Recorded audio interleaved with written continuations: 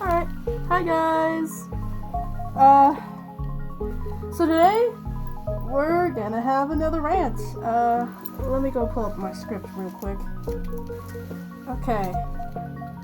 Let's see, where is it again? Alright, so, you read the title. The Therian community. Quads, gears, vocals, shenanigans, alternative fashion, wildlife. Do you think that's straying away from what therian actually is? I think so too, and I feel like it has become a problem because, well, what happens to all the others who don't do what was listed before? This is where the problem resides. Today, I will be discussing the toxic side of the online therian community and shining some light on it because it's about time someone discusses this.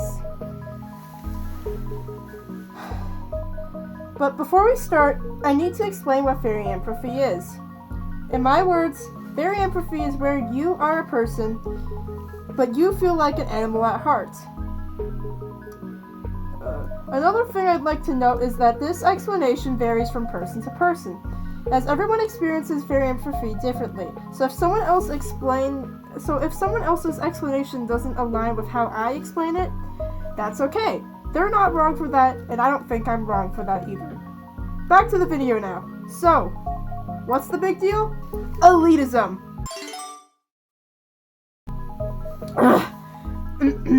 Sorry. To start off, what is elitism? According to Wikipedia, elitism is the notion that individuals who form an elite, a select group with desirable qualities such as intellect, wealth, power, fame, physical attractiveness, notability, special skills, experience, lineage, are more likely to be constructive to society and deserve greater influence or authority. Alright now, how does this occur within the community? Well, although a lot of us portray our community as a welcoming place to be, however you want to be, there are still a lot of unspoken rules and norms in place. An example of that would be your appearance. If you look at a lot of popular therian content creators, you notice most of them are white females who have dyed hair, piercings, pretty and costly therian gear, nature-inspired clothing, plenty of jewelry, and a skinny body type. And while a lot of these contradict the usual norms of society, it is still a norm either way. This means people who aren't like this are often ignored, unrepresented, left out, questioned if they're a real therian or not, and even bullied. I have heard from multiple therians online about getting questioned if they're real or not because of what they wear, what they don't wear, and all kinds of different factors. And while I did specify the online therian community, I also see this happening in real life, but less abundantly. I remember around 2024, I had gone to a pride festival, in which I had found a ton of therians. We all hung out together and had fun. But the big thing was that one of the therians in question didn't have any gear with them. While no one explicitly said anything to discriminate against them, I could tell they were feeling left out because the other people had ignored them for not fitting in with the group. Now, don't get me wrong, they are all very nice people. It's just that a lot of therians have been brainwashed with the idea that they have to be this impossible, idealistic version of themselves, as well as the other therians around them. It's often something that happens subconsciously, and it happened to me too. Going back to what I was talking about within the online part of the community, there are a handful of cases of racism, fatphobia, and ableism that are more implied than explicit. Like I said, there are plenty of unspoken cookie-cutter standards. I find that a lot of therian content creators who don't fit these standards are hated on more often than those who do, whether that would be from people outside of the community or inside the community. And it sucks because this community is built on individuality and diversity, but now it's starting to fall apart because we are actively establishing these norms. And it only looks like diversity because therians tend to have very different beauty standards than just the general society. But we aren't that much different because discrimination still exists here. Another part of what's discriminated against within the therian community is the identity itself. There is also an ideal way to experience therianthropy, and if you don't fit in, it may be something you may be discriminated against. Our first example of this would be the stereotypes. Stereotypes are the animal you identify as if you are a therian. The problem here arises with some people discriminating against people's stereotypes. Some therians may discriminate against other therians for having stereotypes that are quote-unquote common, or for not knowing their stereotype at all. This also happens to therians who have more than one stereotype, or have a stereotype that's a little too exotic. This isn't okay. Therianthropy is a very vast experience, and we should not discriminate against other therians for having a different experience than you. We also have people discriminating against those who don't have a past life. If you don't know, some therians believe they used to be their stereotype in a different life, and I find that some people tell others that they're a fake therian for not having one. On top of that, some therians are shamed for not believing in paganism or believing in a past life, particularly Christians.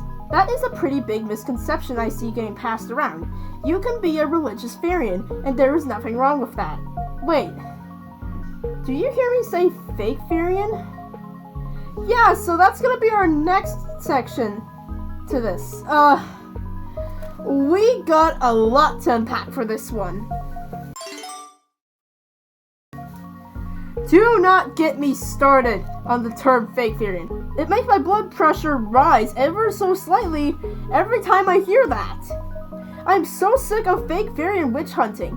I hate it so much when people label other therians as fake therians just for experiencing therianthropy in a different way than they think. And when someone gets outed and has that label slapped on them, that's when the direct harassment happens.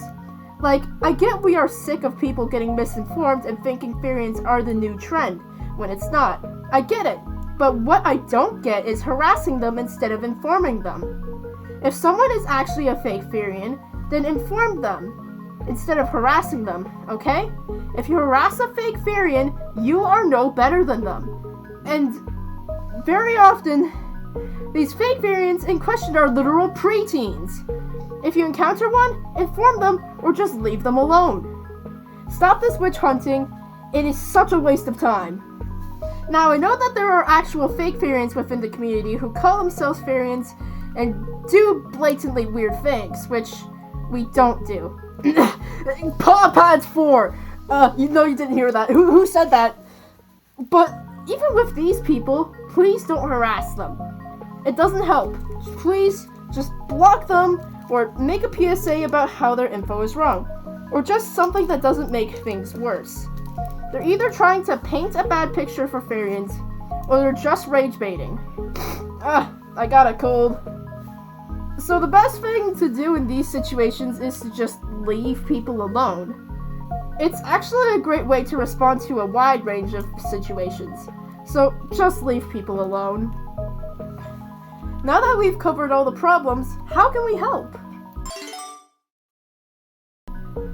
1. Inform the misinformed. If you find any misinformed people out there, it would be great to inform them and clear things up for them. You can also make informative videos explaining the therian identity to help inform people. 2. Stand up for others. Whether the discrimination is explicit or implied, defend your fellow therians if you can. We need all the help we can get from others. If we stand up for others and ourselves, we can help to end discrimination within the community. 3. Relabeling gear. If we relabel therian gear, this can help stop some of the gatekeeping surrounding it and let outsiders know that it isn't necessarily part of therianthropy. So I was thinking, instead of therian gear, how about we call it animal gear instead? It still matches what it is and disconnects it from the therian identity, which is what I'm aiming for. 4. Give reminders. If you ever post a quadrobics edit or something about animal gear, I think it would be cool if you put a reminder somewhere in the video to clarify that this isn't something part of the therian identity. This also goes into the category of informed and misinformed. 5. Guide, don't pressure. If you know someone who's a recently awakened therian, guide them. Don't pressure them into figuring things out right away. I remember when I first awoken, I was pressured into figuring out my stereotype, my past life, and all kinds of things. It had negatively affected my experience. So don't pressure them into anything. If they don't know their stereotype, that's okay. If they don't know if they have a past life or not, that's also okay. Let things flow at its own pace. So, that's what you can take away from this video. This is the end of the video. I hope you enjoyed this video, and now I'll see you next time. Have a nice day or night. Bye!